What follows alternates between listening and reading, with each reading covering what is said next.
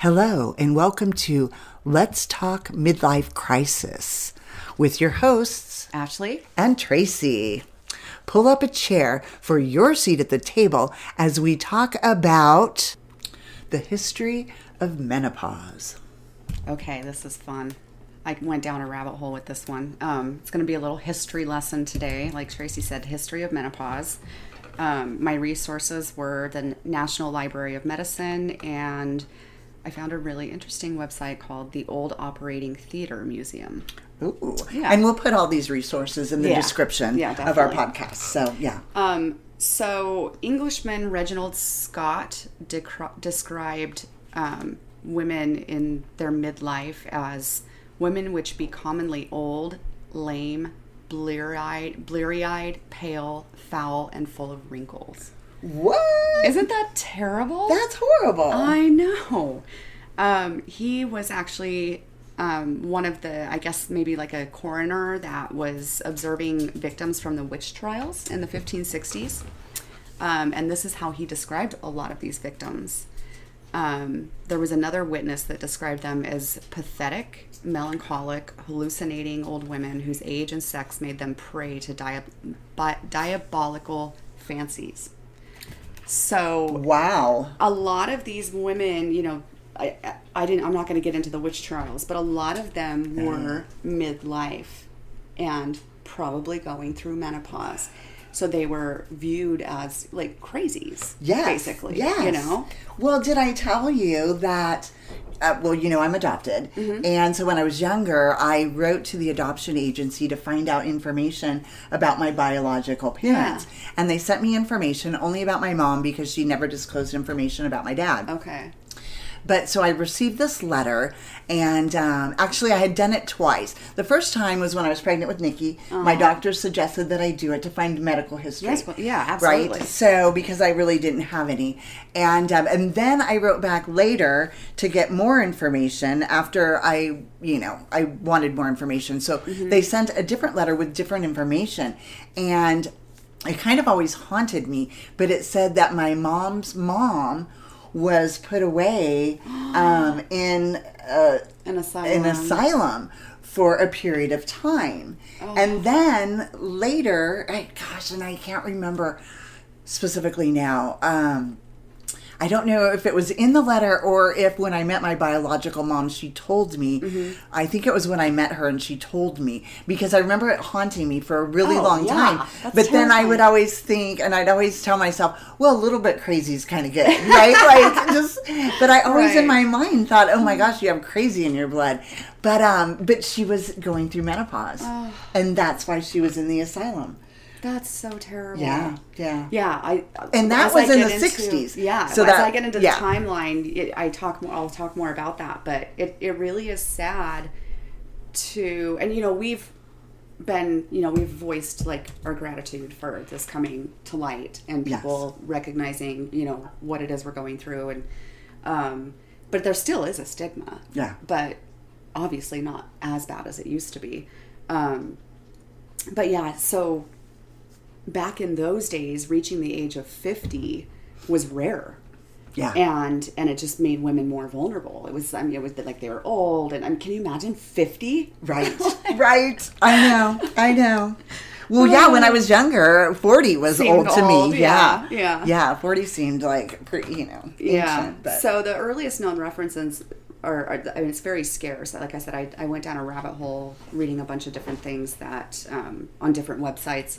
When I went to the National Library of Medicine, there were some interesting articles, but as I dug deeper into them, it was a bunch of verbiage that I could not understand. Medical jargon, yeah. So it got kind of crazy. But there was a French physician that coined the term menopause and said it's the time in a woman's life when her periods end. And that was in 1821. Wow. When it was finally put a name to gosh. it. Yeah. I don't know why I'm so surprised by that. I feel like it's been more recent that it's... Yeah, no. But I think now is a movement. But I think it was recognized. I think there's still, like I said, there's, very scarce information. And I think there was a lot of, people didn't know anything about it. And there happened to be someone that was kind of studying this and Right. watching it. So, yeah, he coined that term. It wasn't until the mid-19th century that medical interest increased considerably. So Right, and we've talked about that before because I don't know if nobody cared, right? But if you think about it, women haven't been able to vote for. Oh yeah, I mean, it hasn't been that long. It hasn't really. been that long, Yeah. so it's not too surprising, Right. But yeah, now it seems like I said, it's like almost feels like a movement. Yes, absolutely. Because we were suppressed for so long, and now it's coming. Yeah, they did finally start paying attention and studying it more. A lot of the symptoms recorded were hot flushes, night sweats, mood swings.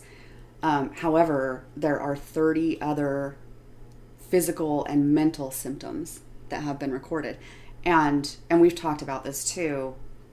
I saw this come up a lot in the research that I did. No two people will have the same experience. Right. And that's, I think, a lot of why it's been so challenging for people to understand it and research it, because it's like everybody's different. Right. Everybody's experience. Yeah, there might be several people getting night sweats. Right. But all Some their people, other symptoms aren't going to be the same as this person. And some people don't have any symptoms at all. At all. Yeah, absolutely. So that spectrum like is my very lucky mom. very wide. Exactly. Yeah. So historically, it was treated with anything from opium to acupuncture to toxic douches. Oh, wow. That's disturbing. That is disturbing. Victorians actually viewed women with distrust and diagnosed them with climacteric insanity and hysteria and locked them up in asylums. Yes. Yeah, they thought they were going crazy. That is really something. They would prescribe cold baths, sedatives. There was a real importance of hygiene and moral management that was emphasized around that time. So maybe they thought it was poor hygiene? Yeah, I think that there was just a combination of things that made them just think, okay, you're crazy. Right. You're old. You're wrinkled. You stink, maybe? I don't know. I mean, think about Victorian days. They didn't bathe for, weeks? Right. Months, maybe? I can't even imagine living in that era. Yeah. That's terrible. In the 1930s, it was described as a deficiency disease. Therefore, replenishment therapies like testicular juice, crushed ovaries of animals. Oh, my. Yeah. Oh, my. Isn't that interesting? That is very interesting. And that was just in the 30s. That's not that... No, it's not that long ago. Okay, it's almost 100 years ago. Yeah. But that's still... It doesn't seem it's like mind-blowing. That long ago. Yeah, it's mind-blowing. We've come a long way. Oh, my gosh. Yeah. So long. So, in the 1970s, medicalization of menopause was complete, and symptoms were ascribed to estrogen deficiency, and hormone replacement was recommended at that time. Yeah. Synthetic estrogen Probably in the feminist movement, right? Yes. Yeah. Yes. Yep. In the 70s. Seems like it's all in that time. Yeah. Synthetic estrogen was developed in 1938, and in 1942, the first estrogen pill was introduced called Premarin. I think I'm saying that right, which means pregnant mare urine, which is its primary ingredient. Oh my gosh. Yeah. Wow. So I really wanted more time to research this because there's so many rabbit holes you can go down. Right. But I really am curious now. I mean, there's so many different estrogen, supplements and things like that out there now, prescriptions. And I wonder what's in them. That's what I was thinking. Like, are they still That's using what I was thinking. mare urine? Right. So holy cow. Yeah, it's really interesting. So symptoms actually differ in different areas of the world. I did not know this. In the western part of the world, people get hot flushes. In Japan, women get shoulder pain. It's like very common for women going through menopause to get shoulder pain. Okay. And in India, they actually get low vision. Like it affects their vision. Wow. Age is also higher in the West. It's like 50 to 51 compared to other countries, which is like 45 to 47. Oh, when you go through not perimenopause, but actual menopause. So it has to be something. It has to do with something more than just diet. That's what I'm thinking because Right? I mean the human body is the human body. Right. So it has to be things in your environment that are affecting, definitely, like you said, more than diet. It's got to be other things in your environment. Shoulder pain. I don't know. Huh. Yeah, it's really strange. That is very interesting.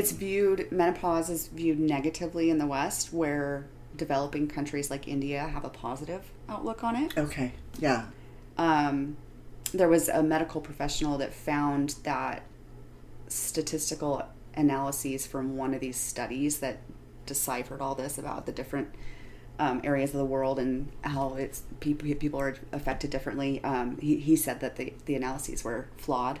So who knows? I just wanted to put that in there just in case anybody says, "Oh, that's bogus." So what are they saying? Fake news? Not necessarily.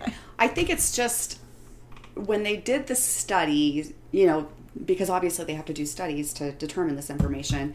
One of them that I was reading with all the medical jargon said that they took, because of the age range that they believed it happened in, they took women from like age 40 to 48. Okay. And one of the researchers, I guess, didn't realize how old a couple of the women were, but they were actually, one was like 58 and one was like 60. Oh.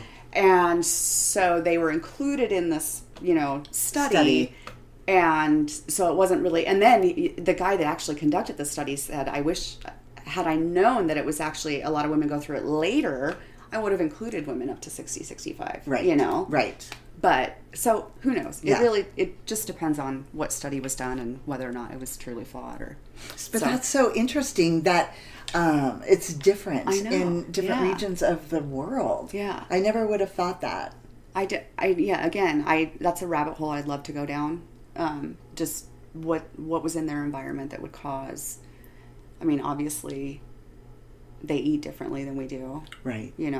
Right. So. And that's the first thing that I think of. Mm-hmm. But yet I just can't imagine diet dictating, the symptoms for the symptoms that you mentioned, like shoulder pain and something like that. Yeah. So, maybe definitely the chemistry in your body. I think diet can impact that greatly. Yeah.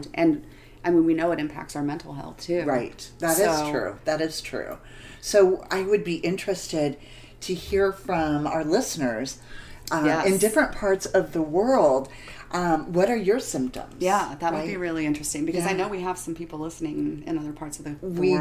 We do. So reach out on any of our social channels or email us on our website, at please. Ashtray. At letstalkmidlifecrisis.com and let us know what your symptoms are, what part of the world you live in, and what your symptoms are. And how are they being treated? Yeah. So you mentioned someone in your family being locked up in an asylum. I just remembered when I was in high school, I had a friend whose grandmother was... she wasn't really... crazy. She was just different. Didn't really talk a lot. Really seemed confused a lot, and it wasn't dementia. She wasn't old enough to be, experiencing that. And I just remember anytime I saw her thinking, but I didn't want to say anything to my friend. And right. She just happened one day. She was talking about her grandmother, and she had what they thought was depression after having one of her children, which was actually postpartum. Yeah. Now we know, right? And it was very bad. It was debilitating, and they did a lobotomy on her. Ooh. So that I think is another thing that women that go through these crazy stages, whether it be postpartum or menopause, right. or even just I can get some crazy mood swings when I'm and we just talked about that last week. So it's just really sad to think about how these things were being treated historically. Yeah, it's that terrifying. is sad. It is terrifying. And luckily, we live in the era now where modern medicine is doing a deeper dive and studies on menopausal women, and all of the stages. They know now too the ways they were treating it. It wasn't working. And it's not the answer. Right. So they've learned that and found better ways to treat it. Yeah. And knowing now what it is obviously is helpful. Right. So I think just identifying it. Right. I know it was somewhat comforting to myself when I was going through it, because you know, my mood swings would be like a roller coaster. And as I mentioned before, I was in a relationship at the time, and I was just like, oh my gosh, I'm sure he thinks I'm just crazy. But knowing and, you know, telling myself, right, you know, you're just, you know, your body's going through changes, you know, you're going through menopause. This is, you know, normal, right, a natural, you know, progression into midlife. But it's just sad that we have to bear all of these things, you know. That's what makes us strong. It does. I think it does. It does. But I can't imagine living in different eras, in the Victorian era, you know, the witch trials, that when I read that, I never really thought about the ages. I mean, I know there were some younger girls involved in that too, very young. Right. But I think the majority were more women 40s, in their midlife. 50, yeah. And yeah, I just never put that together. I always thought it's such a sad story that those women were treated the way they were, regardless of what they were practicing, or but some of them may not have even been practicing witchcraft or involved in anything like that. It was just they were pinned to be part of that group because of what they were experiencing physically and mentally, you know? So, yeah, but it was really interesting to go back that far. And I can't believe that they were identifying it back then. So I had no idea. Yeah. No idea. But, you know, it would obviously they were identifying it, but they were viewed so poorly. Right. The things that, I mean, the descriptions that they gave, I was like, oh. Horrifying. So yeah, it's horrifying. Yeah, but not necessarily surprising because, again, how, you know, women were viewed up until very, you know, somewhat recently. Not too long ago, yeah. Yeah, we didn't even have rights to vote. And now we're taking over the world, which is amazing. Running the world. We're running the world, and someday... Yeah, it's crazy to think that we weren't even in the workforce, really. There wasn't a real presence of women in the workforce. Right, until the 60s, 70s. Right. Well, no, maybe after, I think, during the Depression, right? Women went to fill the roles of the men while they were away fighting the war. Right. But then as soon as the war was over... Then they wanted women to go back into the home and to their natural role, and I think that's when a lot of women stood up and was like, but I think also they were still only allowed to work certain jobs. True. So you couldn't do whatever you wanted to do. You had to be a secretary or a nurse. Right. Or, you know what I mean? You were very limited. Right. On stereotyped into different careers. And then, I mean, now we have women running companies and you know, and in politics. Exactly. I was going to say pretty much running the world. Running the world. Pretty much running the world. Wow. I just can't imagine living in any other era, quite honestly. And as we sit here right now in air conditioning, number one, could you imagine? With, electricity, running water. Plumbing. Well, and think about it. I mean, thank God we have tampons and pads. Like, you know, back in those times, they wore these weird, like, diapers almost. Yes. You know? And I think a lot of them, I know in very, very early times, they were, like, bedridden. Like, you couldn't do anything. Yes. When you're on your period. Yeah. You just stayed in bed till it was done. Wow.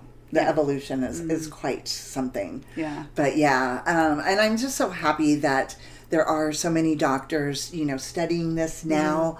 And talking about it now, and trying to understand, because I think that is helpful. And like I said, with me, when I was going through it, it was just somewhat comforting to know, being able to identify what is happening. Right. Because I couldn't imagine going through what you go through and not knowing what was happening to you. And you can't even get answers from your own doctor. Right. Yeah. Right. Yeah, they didn't talk about it. Well, I think they just didn't know either. There was, like I said, they finally started doing some research and, you know, brought some awareness around it in the medical world, but there still was not a lot of education around it for any kind of physician, even an OBGYN. Yeah. You know, it was like, you know, as you're going to school, you get this one little tiny course on this subject, and Yes. then everything else is going to, you know. Yes. So, yeah, they weren't even getting the education, so. And I would like to think that we'll continue to evolve in our research and our studies with all of this. Because I remember when I went to the doctor initially, and they had,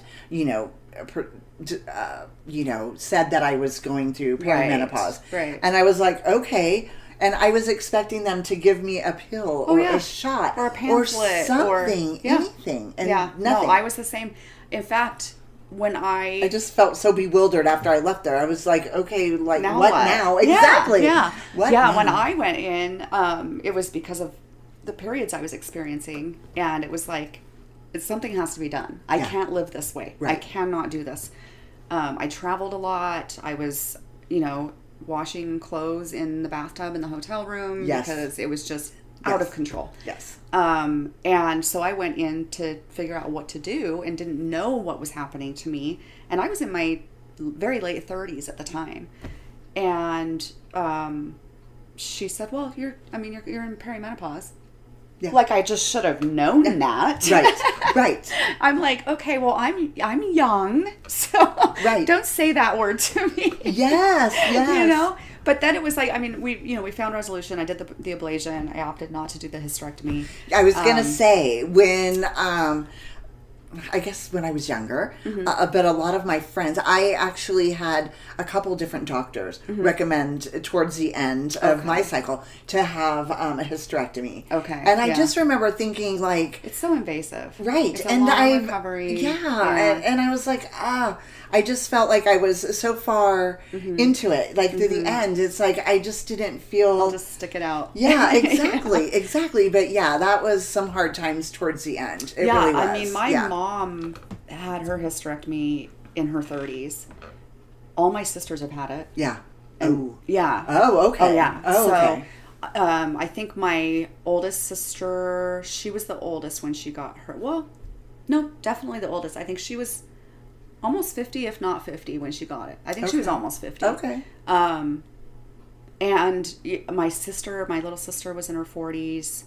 My sister-in-law, she was in her early 40s, I believe. Yeah, I mean, they've all... It was... My older sister's was actually an emergency surgery. Okay. It was bad. I mean, it was terrible. Right. I mean, sometimes it can't be helped. Yeah. And that was actually the reason that I wanted to catch it early, because I started having these issues that, like I said, that were affecting my day-to-day life, but still not as bad as theirs. I knew what they had experienced, so I knew what I was facing. Yeah. And I didn't want to get to that point. And again, I didn't want to do the hysterectomy. I didn't want the recovery time. I just let's just. And do it. I think it throws you into menopause, right? Because of the hormonal imbalance and stuff. If you keep your ovaries, then you're fine. Then yeah. So and typically they try to keep your ovaries. Right. So, but the ablation, you hopefully it will last until you get through menopause is basically what my doctor said. Right. And because sometimes I think people have to have it done twice. They have to go back in and have it done. She said, let's hope this just gets you through. So far, everything's been much better. Yeah. I just don't know when I actually need to schedule an appointment and get blood work done to figure out where I'm at in the stage of menopause, because that was years ago. And again, thank goodness that we're live in the era that we live in now. Could you imagine? Just wondering and wading through it, having to live through that years ago when there wasn't research and it wasn't commonly spoke about, and living in a world that didn't acknowledge it, and going through that, feeling so alone. Yeah. And people didn't even talk to their friends about it, No, I don't think family. Women, and of course we don't know because, we weren't living back then, but to my knowledge, because women of the didn't stigma, speak to though, exactly. I would think that I would be insecure about saying anything about it, because I don't want people to even know that I'm going through it. Right. If they can't tell by looking at me. Otherwise, I'm not going to say anything, because I don't want to be viewed that way, Yeah. So, I think people are probably scared to say anything. But... Yeah, I think that women, like you nailed it on the head. I don't even think that they spoke to their closest friends about it. Yeah. It just wasn't something that was talked about. Right. Yeah. So thank goodness we've evolved. Yes. Since then, and we'll continue to evolve. And I'd like to think maybe not for our children, Right. that generation, but maybe our children's children. Grandchildren, yeah. That we will come up with more research and understanding, awareness, and ways to combat it. Because, again, as we've mentioned so many times, and as you just said, not all women have the same experience when they're going through it. Yeah. So I don't think it's a one and done type of treatment. And that's another reason it's nice to talk to people about it, because it kind of helps you understand, okay, well, these are similar things. What are you doing to treat it yourself? Do you know anyone else that's experiencing these other symptoms? Talking to family and understanding, your background, your medical background, what they've been through. That's true. That's, I think it definitely kind of, if anything, puts you at ease. Right. And not to mention Google. Right. Oh, yeah. The Oracle. That's what I call it. Because it's so helpful. You have to be careful, though. You do have to be careful, because it's on the internet doesn't mean that it's true. Yeah, you look up, why does my elbow hurt? Oh, you have elbow cancer. Exactly. Okay, exactly. But I do think that it's helpful if you're trying to research, hormonal therapy, or absolutely. balancing, whether or not you want to do hormonal therapy or, a homeopath type of, And like I said, there is a lot of information out there. There are a lot of resources, and I could have spent hours and hours and hours going down these rabbit holes. Yeah. But one of my favorite sites that I like to use for any medical questions that I have or anything like that is the Mayo Clinic. Yes. That is such a great resource. They have so much information, and they're easy cutting to read. Edge. Yeah, they're cutting edge. Yes, and they make it easy to read. It's not too much medical terms. In general terms. Yes. It's anything from aches and pains to mental health to medications that you are wanting to know anything about as far as side effects or what is it or what does it treat. Anything. I love that website. So are you thinking that you will, as you continue to move through, are you thinking that you might try hormone therapy, or? I don't think so. I really don't feel, it's really hard for me to tell right now. I had a therapy session a few months ago, and I remember telling my therapist, I think I'm going crazy. Oh. Yeah. But I've had so much going on in my life. I feel like I'm trying to work through that. I'm still kind of on eggshells, I think, because of it. Some PTSD maybe, which is making my anxiety really bad, which is making me not sleep well. So I'm really still trying to work through a lot of that. And I know that some of it probably is, because of the phase of my life and, the physical things I'm going through. And hormonal changes. Yeah. So that's why I said I want to do blood work, because I feel like that's what's going to help me understand whether or not what I'm experiencing, emotionally and mentally has anything to do with that. Could be, I don't know. If we see anything alarming, I'm open to finding, some kind of treatment. Absolutely. But again, it's just hard for me to know. Like, is it because my life is so crazy right now? Right. That I feel like I'm going crazy. No, but I think that's true with a lot of women, because you do go through so much during midlife. There's just so many factors and so many layers of what's going on in your life. Right. And it's overwhelming. And it's not, it doesn't even have to be traumatic things that are happening. It's just like we've talked about, like thinking about my parents, they're aging, how we need to make sure that we're helping them with whatever their plan is as that just anything, things like you always worry about your kids, you always it's just, it can be overwhelming at times. Things you have your moments of being overwhelmed, and like I said earlier, I think a little bit of crazy is good. I think everybody is. I'm glad you think so, because Yes. So thank you for joining us today on Let's Talk Midlife Crisis. Embrace the change. Join the conversation on our website at letstalkmidlifecrisis.com or our Facebook or Instagram and YouTube channels. We'd love to hear from you guys.